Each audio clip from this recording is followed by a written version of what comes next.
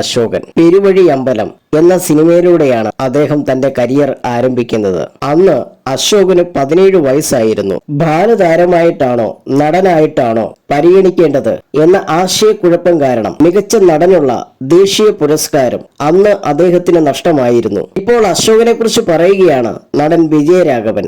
മലയാളത്തിൽ വേറെ ആർക്കും അങ്ങനെ ഒരു ഭാഗ്യം കിട്ടിയിട്ടില്ല.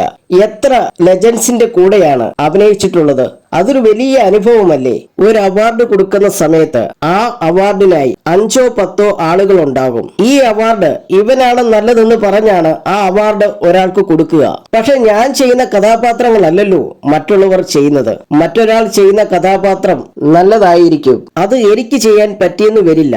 ഞാൻ ചെയ്യുന്ന കഥാപാത്രവും അത്തരത്തിൽ തന്നെ ആയിരിക്കും. ഓട്ട മത്സരമാണെങ്കിൽ നമുക്ക് ആദ്യം ഓടിയെത്തുന്നവർക്ക് അവാർഡ് കൊടുക്കാം. പക്ഷെ ഇവിടെ അങ്ങനെയല്ലല്ലോ. അഭിനയം ഒരിക്കലും മത്സരിക്കേണ്ട ഒന്നാണെന്ന് എനിക്ക് തോന്നിയിട്ടില്ല.